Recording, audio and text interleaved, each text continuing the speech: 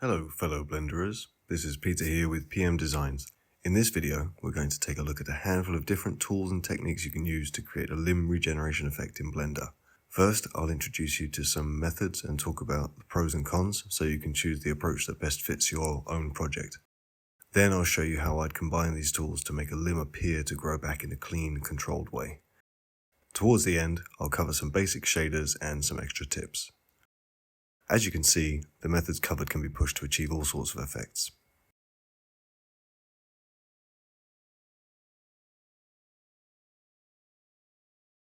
One method we can use is just a shader with some transparency, and we're just controlling the transparency to making it appear.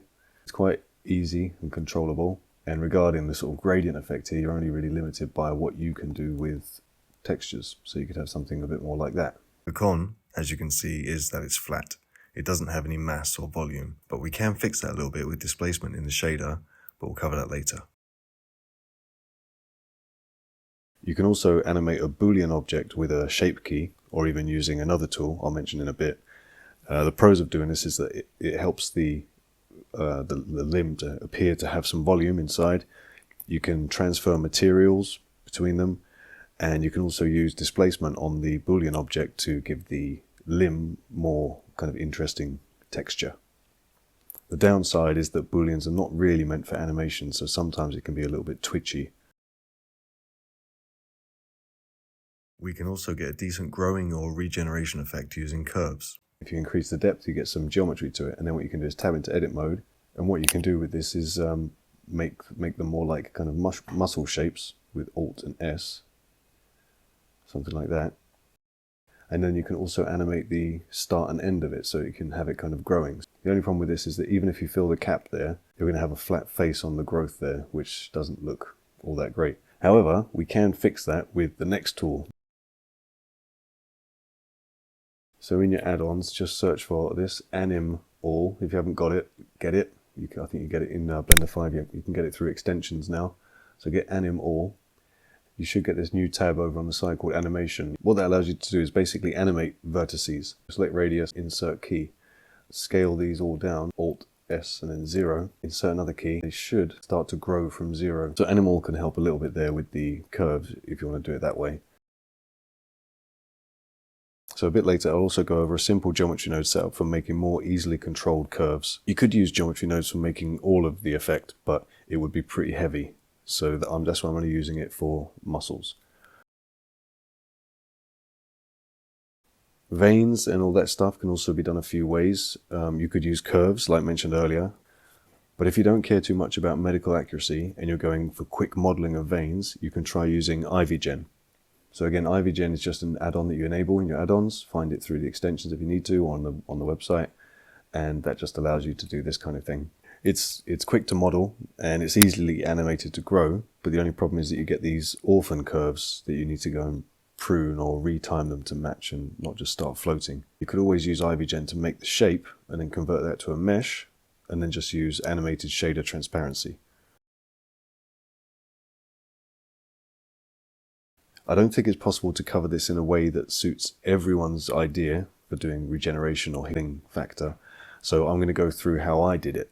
I'm going to skip shaders for now and cover that last. So I'm going to go ahead with a Boolean on the bones, because that to me just makes the most sense. So I've got my skeleton here rigged, and one thing you've got to make sure you do is set your rig into rest position before you do anything, before you do any of this stuff. So I'm working on the bone, so what I'm going to do is add a cube and just scale it, rotate it and align it to cover up your bones. Don't apply any location, rotation or scale while you're doing this. Just make sure it covers everything. So yeah, I'm going to have my break take place about there. Depending on how much detail, how much control you want over this and whether it's going to be animated as well, you might want to add a couple of loop cuts. So, you know, maybe one at the wrist and one at the fingers or something like that. So all you have to do is select the bone that you want to do this on, add a modifier which is going to be a Boolean, and select your cube as the target. Good. Hopefully your object should disappear. If it doesn't, then just try a different solver. As far as I know, exact is exactly what it says on the tin. It's precise. It takes a little bit longer to calculate, but you're less likely to get problems as long as you've got good geometry. Float is sort of quick and easy, from what I can tell. It's less accurate, but it's faster for modeling as opposed to animating. And then manifold is kind of somewhere in the middle. It's faster than exact, more precise than float, but you just have to have manifold geometry to make sure it works. That's as far as I'm aware. If anybody else knows otherwise, please drop it down in the comments and let us all know. I'm just going to set this on wired so it's easy to see. Right, so if you wanted to have your bone a bit more broken into kind of shards, you need to do that with your Boolean object here. Let me just call this bool forearm. And unfortunately, if you do want to do shards, it means you've got to do a lot more. You've got to do a lot of subdivision. Tab into edit mode with face select. I'm going to select all those. Switch to verts and subdivide that. So I right click, subdivide, and then Shift R, and maybe Shift R one more time. Tab into object mode, and I'm just going to give this a new shape key, spikes, because basically I want to make spikes come out of here, which are going to make the bone look pointed, spiky. Tab back into edit mode. With only those end faces selected, I'm going to do Shift and H just to hide everything else. See where the bone is going to be making contact all the way through, and just select that kind of area. Shift and H to get rid of all those. And I'm just going to pick any one here. Go to proportional editing, make sure it's set on random, and then just move one of those verts and increase your randomness. And as you can see, it kind of starts to cut shapes into the bones there. And that's our first shape key done. And you see that little flicker there? So that means I've got the wrong type of Boolean on this bone. That one looks pretty good. So we've got spikes done. So now we're going to add another shape key, which is from the basis. So for that one, we're just going to make everything shrink down. We're just going to scale it all straight down. So what I can do is grab this face, Shift S, cursor to selected. Let's go to vert selection, Control I to select everything else. Because I didn't apply any rotation on my cube, I've still got the local Z direction to go straight down. So I can actually just do SZ0. Oh, sorry. I'll make sure we're set to 3D cursor, SZ0. So to animate this, all I would do is keyframe the spikes at max, go forward 30 frames, bring the spikes down, name this one flatten, keyframe that at 0, go forward a few frames, and then bring it up to 1 and keyframe that. It should just play the whole animation. But as you can see near the bottom there is another problem with one of the bones. So we just got to check, probably manifold works better. And there you have the effect for the bone. Another way, and probably a better way to do this, is with AnimAll, which I mentioned earlier. But before we do that, we need to address a little issue. But before we address the issue, we need to make it. And that is by parenting this to our rig. So when you're completely happy with the alignment of your Boolean and your shape keys, just select your Boolean object and shift select your rig, do Control and P, and then it's up to you. You can do it with automatic weights or empty groups. I'm going to do it with empty groups. On your Boolean object, tap into edit mode, make sure you're on the basis here, not any other shape key, and just assign the verts to where they need to be. So I'm going to just select this face here, then change it to verts. Get the whole sort of hand area. I'm just going to assign that to hand L, deform, and just assign that. And then I'm going to do Control I, but I'm also going to get that middle one again and assign that to forearm L, this one, assign like that. So then if I get back into my pose position, you should be able to see that it's animated and the Boolean is moving along with it, but the Boolean gets quite twisted up just by the way that it's parented and by the way that the bones have moved. So just make sure that your shape keys work this way as well. So the alternative to use here is, like I said, AnimAll. So I'm just going to duplicate this one and get rid of all my shape keys. So to use AnimAll, what we need to do is bring up the animation tab here. You need to make sure you've got a vacant shape key and make sure that you're going to be affecting the shape key and it's the right one, key 2. So then all you do is on your first frame, tab into edit mode. Let's make sure we've got it set like that so we can see what we're doing. Select all and insert key. So now what AnimAll does is it will make a shape key for every single vertex you've got there. Just going to grab this part and just move that any way that I want. Just grab it and move it. And I could even do something like this if I wanted to. Just pull that back up. And so then if I select all and then insert another key, yeah, it might take a little while. Depending on how many verts you got, it can take a little while, but as long as that's not blue anymore. So then tab back into object mode and you should be able to see that animate. So yeah, I'm just going to make it grow a bit down that way. Select all, insert a key. So that's how you can use AnimAll to do your Booleans with a bit more control. Once you're happy with all that, something else you might want to consider is the material for the end of the bone growing. So that's dealt with by the Boolean modifier here. If you expand the solver options at the bottom, you should see you've got index-based or transfer. I'll show you what transfer does first of all. For my Boolean item, which is this one, I've just put a quick material on there, which is just a basic red. And so now under my Boolean modifier for the bone, if I switch the material to transfer, you'll see that it just transfers that material from the Boolean. But so the other way to set a different material for that Boolean part is to set the materials here to index-based. What that will do is it will choose whichever material is in position 0 on here, which I know is weird. But so if I just add another material and then move this material into position 0, then it will adopt that color instead. That's not a really good example. Let's make it a bit brighter so you can see that now. Even though I'm not going for perfect medical accuracy here, I do want to put some sort of marrow in the middle just to make it look a bit better. Put everything back into rest position, and with my lower arm bone selected, I'm just going to hold Shift and D to duplicate it, and I'm going to call this lower arm marrow. What I want to do is just make this ever so slightly smaller to fit inside the outer bone. One way is you could add a displace modifier and just don't do the texture, and keep the mid level at 0.5 and set the strength to something like minus 0.3, and it should shrink it down just nicely inside. Bring that up above your Boolean modifier and just apply that modifier. So that's now made those smaller, they fit inside. I'm just going to give them a different texture. And so then the next thing to do to make sure that those ends are always visible is just to put a solidify modifier on your bone. Okay, just put that above the Boolean and then just adjust the thickness so it makes contact with your marrow bit that you've made. And that is a pretty decent bone growing effect all done. Just go through and check it frame by frame. Just make sure you've got the right kind of Boolean solver for your geometry.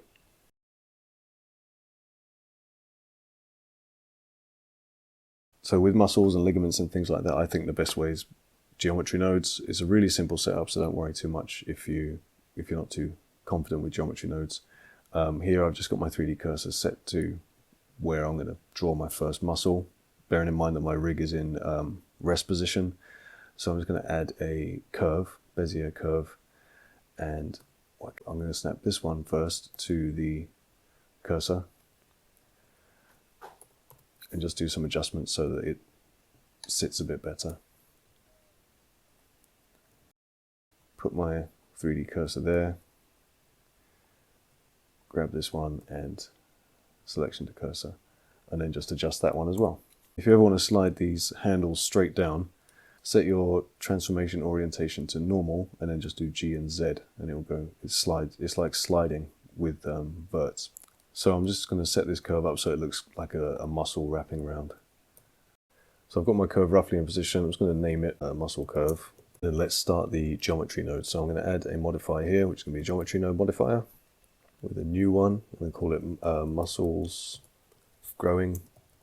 Got a curve, but we want to first we're going to resample that curve. Set this on count. This is going to be our resolution. The first thing we can do is take that out into our group input, select this node, come over to here to where it says count, and I'm going to double click that and change that to resolution. So then that's over here, so we can adjust that. And what we want to be able to do is to control the length of that curve. So we're just going to add a trim curve node into this part, pop that in there.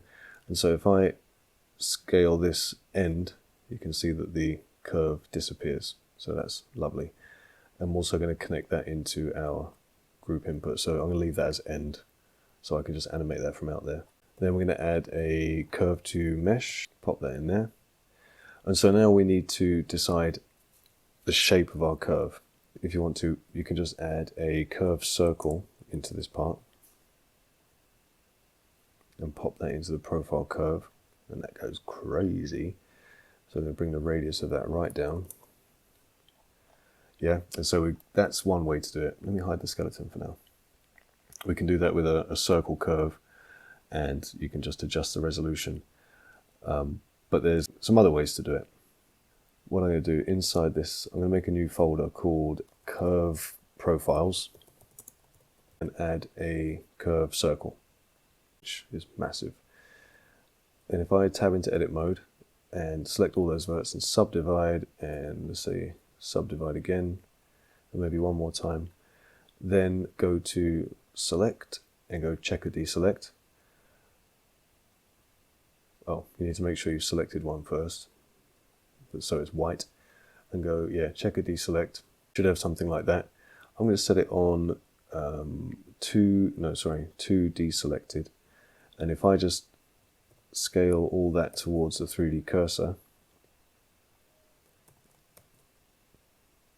we get that kind of shape going on, just something like that. That'll do for now. So I'm going to call this one circle. I'm going to duplicate it and tab into edit mode, select all of those and scale them on the local Y, something like that. So I've got that shape. I'm going to call that oval, and I'm just going to do one more, and I'll make that, and then make it that kind of shape. Why not? And that will be called crescent. Back in my muscle curve geometry nodes, we can use those shapes to control the shape of our curve. So if I just drag in the circle one, drop it down here, pull the geometry up to my profile curve, you get that going on, which is massive. So we can adjust the scale here, and so you can get that kind of shape. And what I would do here, I'm going to name this one what it is, circle.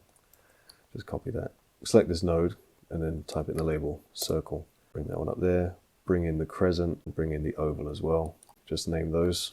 I've always got the choice if I want to switch to another one. So I could switch to that one. I don't really want that curved circle. I've got my choice of shapes here. Another thing we can do is add taper to the muscle so it's thin at both ends and thick in the middle. I'm going to add a color ramp like that, and add a spline parameter node, and plug the factor into the factor here, and plug this color ramp into the scale. And then if I just bring this white into the middle, add another one, put that on the side and make it black. What I really need to do is shrink these curve profiles down. So I'll select them all, tab into edit mode, grab all those verts, and make sure I'm scaling towards the 3D cursor. And now the muscle shouldn't be so ridiculous. So the way this color ramp works is 0 to 1, black is 0, white is 1. So if you don't want it quite that thick in the middle, you just make it a little bit grayer. Yeah, and so you can adjust it like that. And if you wanted to have less taper at the end, let's put this on this side, it's easier to see. You could add another one here and make it slightly brighter. So that gives you quite a lot of control over the shape of the muscles there. You just think of that is the length of the muscle. So wherever you put these, I can't remember what they're called, that dictates where that will change shape. So if we want to be able to go past this kind of maximum thickness, which is set by that is the maximum thickness. This might be a bit much, but we can add a multiply node into here, and then so that will allow us to make the muscles just generally thicker or not, and we can run that value back out to our input and just rename that to be thickness or girth, whatever you like. So that's all changeable from out here. Before we go on to anything else with the geometry nodes, I want to just touch on the shader for a moment. If you were like me and you wanted to add those lines, the striations, using a wave texture driving your bump, you might come across this problem, and it's quite hard to deal with when you're using geometry node curves. So you have to essentially unwrap the curve. So that's what we need to do now. I'm just going to tidy this up a little bit. This is all we need at the moment.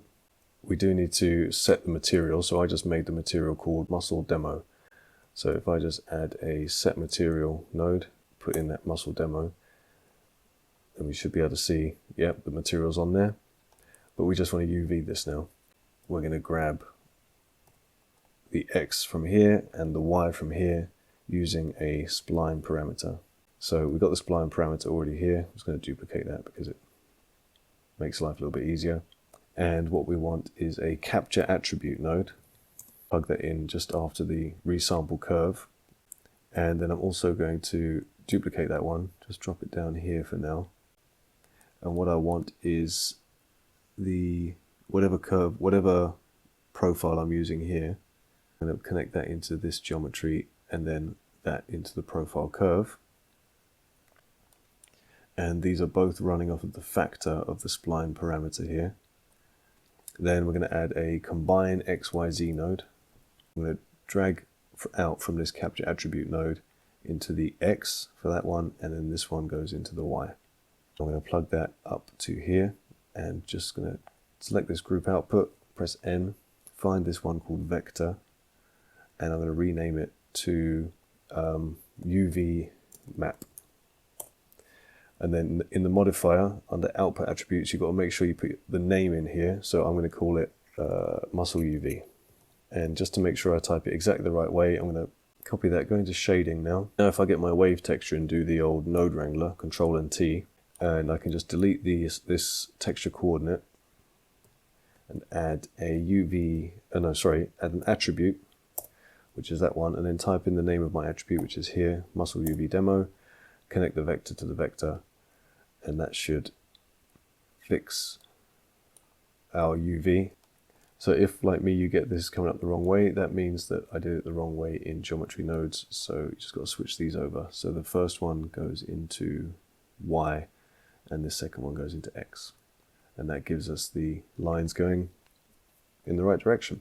Before I go on to make another muscle, I'm going to show you how to rig this one first. I'll hide my skeleton, and all I'm going to do is tab into edit mode on my muscle, select whatever, one of these verts, Shift and S, the cursor to selected, tab back to object mode, Shift and A, and add an empty. So the way to rig curves is using hooks. I'm just going to name this one hook. Do actually is name it to be hook wrist, because that's roughly where it is. Tab back into edit mode, select that vert over there, Shift S, cursor to selected, object mode, select that empty, Shift and D to duplicate, and then Shift and S to send it to where the cursor is. So now I've got hook. I'm just going to change this to hook elbow. Then on the curve above your geometry nodes, you need a hook. We need two hook modifiers. So just make one, put it above your geometry nodes, and then duplicate it. Select your whichever hook you want first, elbow, and with the second one, your other hook. You tab into edit mode, select the top curve point, including its handles. You've got to select all of it, and just get your first hook modifier there and click assign, and then select the other lot and assign it to the second hook. So then if you tab back into object mode, you should be able to move the curve like that. If you have a subdivided curve, so I've got an extra set of verts here now, you can always just assign that to either one. Yeah, but you have to make sure when you click assign that all of the verts you want assigned to that one are selected. To do that, select all of them that you want assigned, click assign, and then you get all of that moving.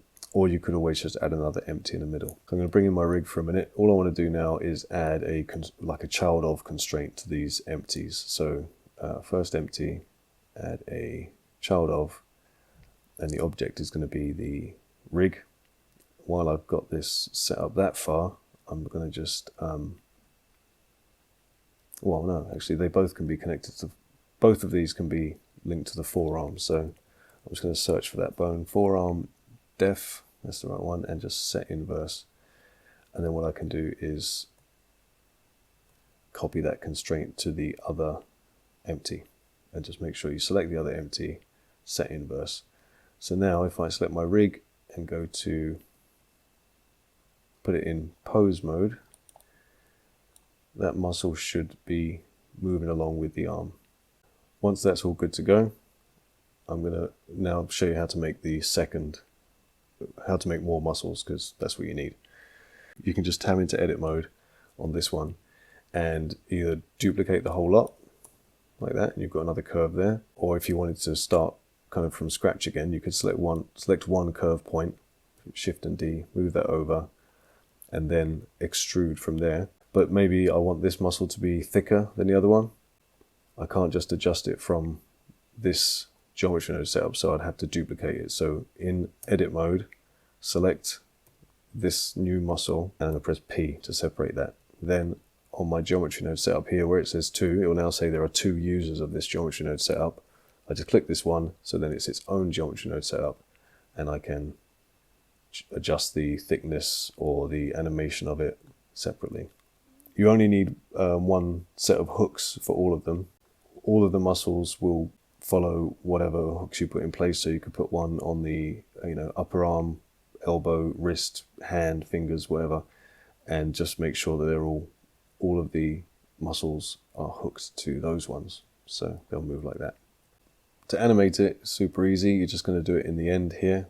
Just if I bring up my timeline, go forward a bit, keyframe it at 1, go back a bit, keyframe it at 0, and then hopefully you'll see it start to grow. There is one problem with this though. When it's not always visible, but you can see it's there, it's flat, and it's just existing. And what I would do is set the thickness down to 0, keyframe that, go like maybe halfway through the animation, put it about half of what it was, keyframe that, and then go forward to the end and put it at my final shape.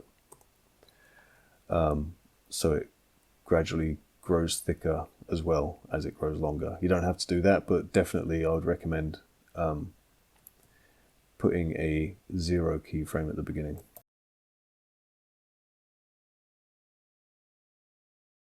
So let's talk about veins. What I've got here is a mesh that I made from all the curve muscles that I made. If you want accurate veins, the best way to do it is with curves. Add a Bezier curve, tab into edit mode, select all verts and delete those. Go to draw here, not this one, not annotate, this one down here, and just make sure you've got surface selected, and then go ahead and draw your veins wherever you want them, and try and keep them connected. Back in object mode, we're just going to give that a little bit of depth. I said a little bit of depth. There we go, something like that. And there, you've got some kind of veins, and they grow. Yeah, so you could do that if you want to go around manually drawing them. Another way to do this is with the IvyGen add-on, which I mentioned earlier. So in your preferences, IvyGen, get it installed. It's best to scale your object up to at least 1 meter before you start messing with the IvyGen, and then just apply that scale as well. Make sure it's a 3D cursor, and then just go to Create and Add New Ivy and see what you get.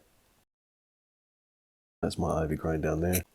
Apart from the fact that I want it to be much longer, I want it to be on the outside of this model. So align your sort of template up with the 3D cursor like this. And then set the ivy length to 1 meter, and let's go. Okay, so you got something going on there.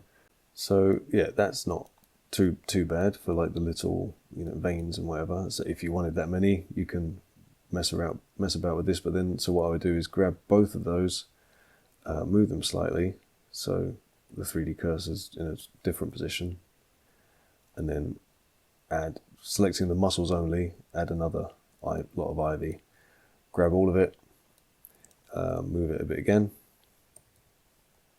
select only the muscle, add new ivy, and that way you start to get more of a shape that will hopefully fit around your arm. And then you simply you could join them together and animate the bevel. Obviously you're going to hide these bits, and they'll grow down. So that's one way to do it. Now that I've got this little selection of veins, I would need to parent that to my rig. So just for now, I brought back the arm, and I'm just going to basically eyeball it to get these veins roughly where I want them. My veins here, and I'm thinking that I'm going to animate them using the end here, making them grow like that, which works fine, but just a couple of issues that you should note. One, as you can see there, you get these sort of orphan curves, which they're not connected yet, but they start growing early. and they look out of place. So you'd have to go in and manually either delete them or separate them and retime them. And the other issue with this is that you need to be able to rig it, which would mean hooks again, because it's curves. So then you've got to go through and kind of just select, you know, just these bits and attach to that hook, and then these bits attached to the other hook and whatever. So what I would do is, once you've got the veins that you want, I would just use that as a mesh. So get the Ivy curve and just go Object and convert to mesh.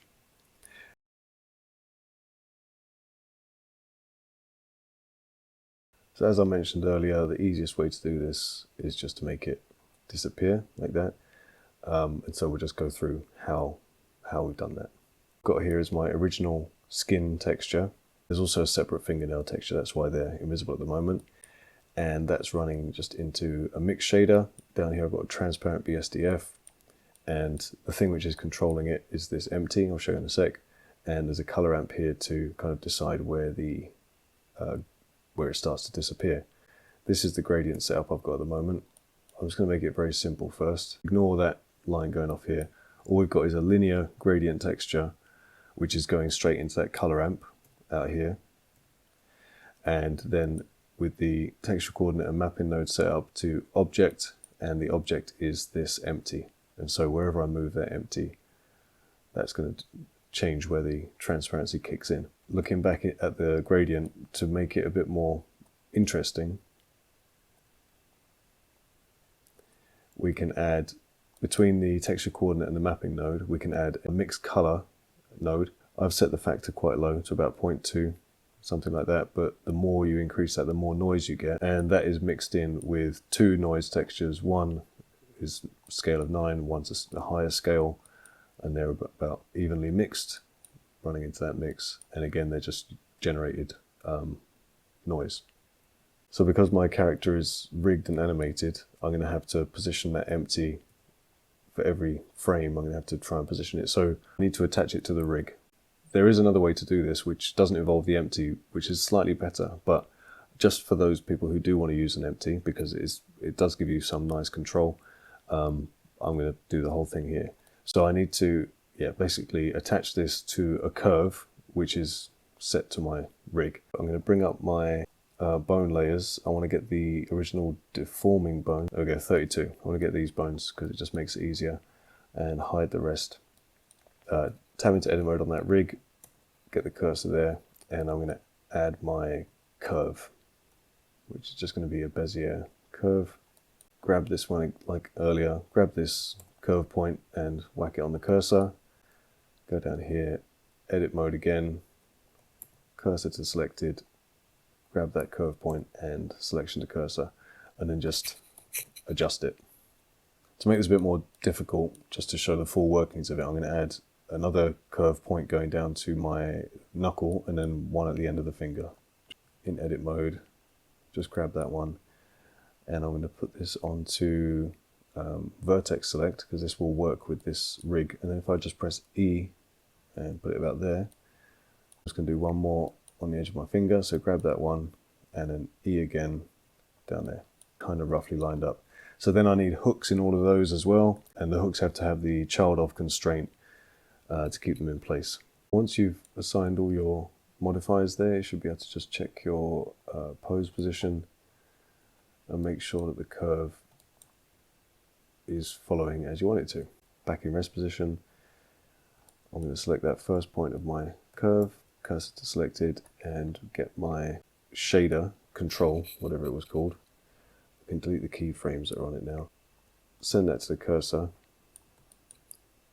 scale it down a little bit. Now I'm going to add a clamp 2 constraint on that one, select my curve, and then if it immediately pops down to the bottom, you just need to select your curve, tab into edit mode, select all, right click and switch direction. So now we just need to animate it. By default it's set on auto. That means that the animation is controlled by the curve path, which is a bit hard to control. So just change it to any other one, because it doesn't really matter because you can move it anyway. But let's just put it on X for now. First keyframe, I'm going to set that at the beginning, put a keyframe in there, and then go forward a bit and go to the end of the curve, and there's another keyframe. I'll just put that on linear interpolation for now. And there we go, just make sure that's working. If I now switch back to pose mode, bring in my arm so I can see the shader working or not, hopefully something will happen. Yeah, it's moving. Right, so now we just need to fix the shader. But that's in our gradient. So you go back to your mapping node, and I think it's on the z-axis, set that to -90, or no, 90. And then there you go. So it should be flowing along the arm direction. But yes, this is the problem with the shade, with the empty controlling it. It's really hard to not get certain bits. If you do have a problem with the gradient appearing on bits you don't want it to, what you can do is make an alternate material which doesn't have the gradient on it, it just has the original skin, and then just assign that to only those areas. The empty is not great because you have to always mess about with the rotation. So the other way to do this is not with an empty, but with an original UV. I'm going to manipulate the UV of this to get a nice gradient, but I don't want to mess up the UV that I've already got set up because it's got all the textures on it and stuff. Down to UV maps. This is the one which we're seeing at the moment. But so if I just add a new one, and I'm going to call it whatever I want to, UV gradient arm, I can make I can re-unwrap this model and it won't affect the original texture if I do it this way. So what I'm going to do is tab into edit mode, select all of it, and even just make sure I've got everything there. Make sure I'm in a nice view where I can see everything and the fingers are outstretched. Get it something like that. And I'm just going to press U and unwrap project from view, making sure that I've got this UV gradient arm selected. Go into UV editing, and this is your new UV just for this arm. I'm going to set it up roughly like this, and you'll see why in a minute. So something like that, not quite on that edge, not quite on that edge, running vertically down the image.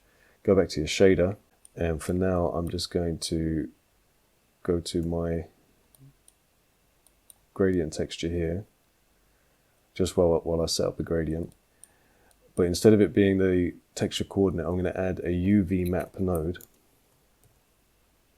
and find my new UV map that I made and plug that into the vector. So I'm going to put my color input at about 0.5 here.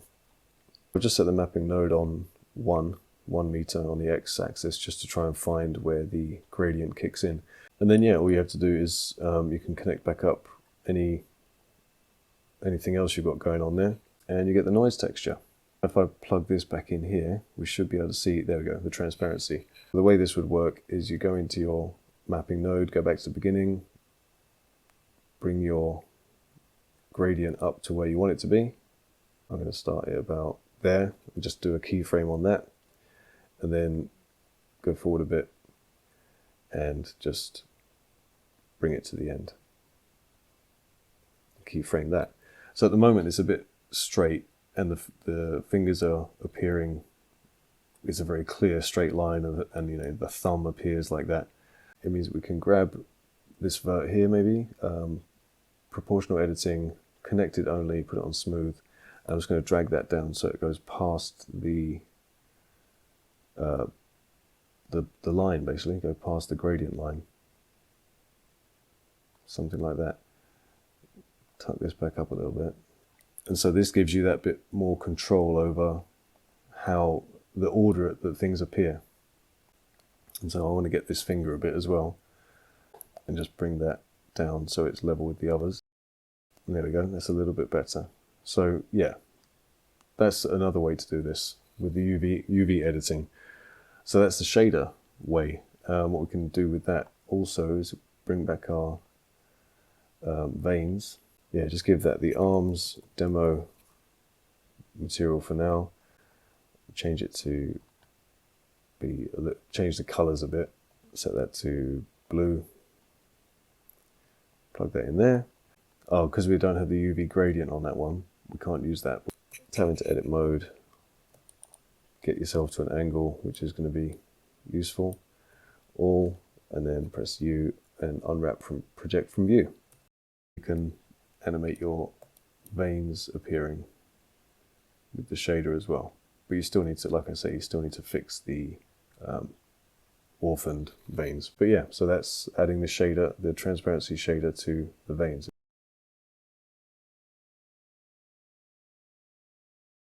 So one more thing you might want to think about is having some kind of filler between your muscles and your skin and whatever. So an easy way to do that is the same way that I did the marrow earlier, is just with the with your arm mesh. So just duplicate that. I'm going to call this meaty insides.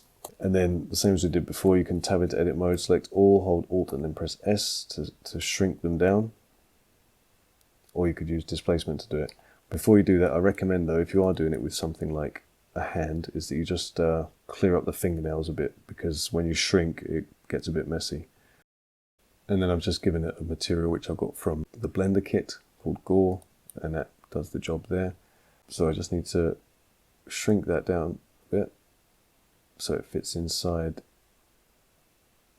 the skin and doesn't come out at all, doesn't stick out anywhere. And then so yeah, for this one, if you want the volume of that meat filling up in between the bones and whatever, you're going to have to Boolean it. I've just set up the Boolean that I had earlier for the skeleton, and it's just going to do the same thing. So then it's just a case of timing your Boolean object to move with your skin shader, which is easier said than done. And hopefully you'd get something a bit like that.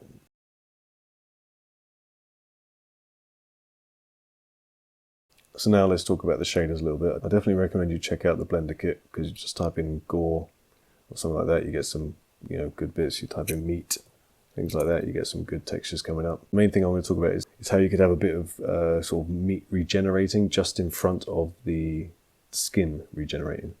So the way this mix shader is currently working is it's mixing between the skin and transparency via this gradient. So what I want before that is mixing the skin with meaty bits. So I'm just going to duplicate this mix shader, and I'm going to Control Shift and D on that color ramp, so that keeps it connected, and connect this one into here for now. Then I'm going to grab my meaty texture from somewhere. So I'm just going to grab all of this, shift select one of them, and well, I'll make it into a group just to make it easier. Call that group, what's it going to be called? Meaty bits. Oh, I'll call it Gore, sorry, because that's what the material is called. So I'm going to shift, Control and C to copy that Gore node group, go back to my skin shader, Control and V, drop it in down here, and plug this into the second input, sorry. So hopefully now, if I just adjust this color ramp, we should see, yeah, some blood coming in. So we're going to have that along there as well. So then all you'd have to do is create a separate sort of noise setup, or you could use the same noise setup from this one. Yeah, so you get that going on. Then what you could do, if you wanted to, is animate this color ramp. So say right at the beginning it is like just a wound. So I'm going to set my white tag there and keyframe that position. I'm going to move forward a bit, and as it starts to heal, the red bits sort of lag behind a bit, or the skin lags behind a bit, making the red bits more. And as it gets right towards the end, it's going to be quite close to the skin. So that gives us a bit of variation. So yeah, just don't forget to add that to your fingernails as well. Once you've got the gradient set up, just copy and paste them into your fingernails. So what we really want to do now is use the shader to give a little bit of thickness to our mesh. And that's pretty easy. So my skin shader has a displacement node set up, and it doesn't matter what it's connected to, but just make sure it's on 0. And in Gore, I've got displacement set up. I haven't done the scale on this yet, but I'll just set it to 0.02 for now. Drag out from this first one and get a mix color. Make sure it's set to mix. This other displacement goes in there. And then we want a color ramp, which is going to help us to control that transition. But let's just take a look at each displacement first. So put it on the skin one first, plug that into displacement. And there should be no change because my displacement's on 0. And now I'm going to switch over to the gore one, which has a little bit of displacement, or a lot, as it turns out. So I'm just going to go into my gore node setup, and I'm going to put it on 0.01 for now. I'm going to Control-Shift and D, duplicate this color amp, and connect that into the factor of this displacement mix node. So now if we move this, we should see where that displacement starts to take place, and then we're just going to switch that to linear and find that sweet spot. Now I need to adjust the displacement on that gore. I'm going to set the mid-level to 1 and set the scale to like something like that, 0.05. And so now you can see it's really starting to give some thickness as it grows up.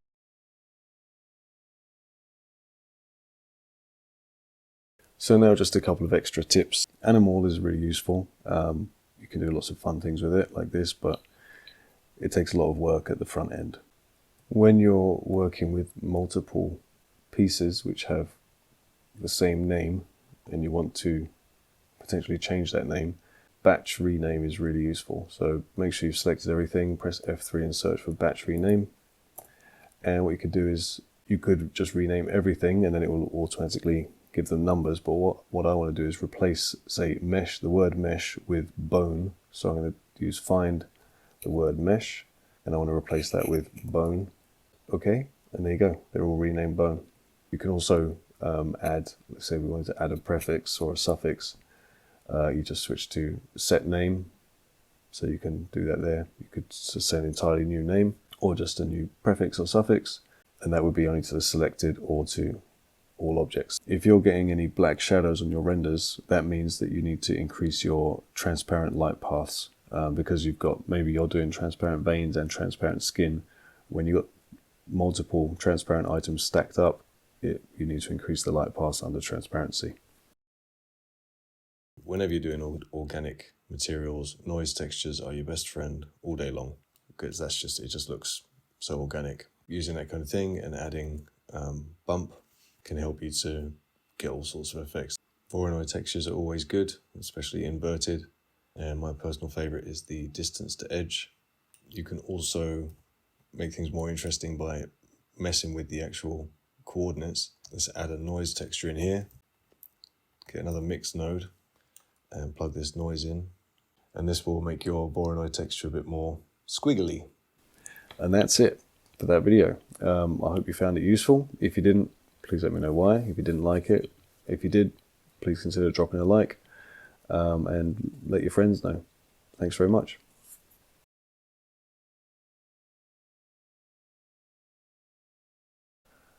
So I just thought I'd show you what I've got set up for my version. Multiple Boolean objects there. Each one is just a cube. And yeah, that just made it quite easy to do all the bones individually, just in case they were moving. They weren't moving that much, but they could have been. Forearm bone does start out with a shape key on it, which makes it cracked. There's also a solidify modifier, and I put a different material on the inside there just to make it look a bit more interesting. And there's also marrow to go in there. We've got the muscles there. Because at some points they started to pop out of the skin, I animated them so they are visible in viewport and in render, and then invisible. I also did some ligaments on the hands, which are it's just using a slightly different geometry node setup, hooks, a different shader, and it grows. I just wanted to give the hands something going on inside, because just the skin around it looks so empty. I've got these which I drew, so I manually drew these as curves. They were two separate lots, so I could give different thicknesses for one lot and then make the other lot a little bit thinner. I just joined them together, converted them to a mesh, and then they've got a shader, which is the gradient shader, basically. Makes them disappear. And then I also got these ones, which were made by the IvyGen, so they kind of fit around the inside of the arm a little bit better.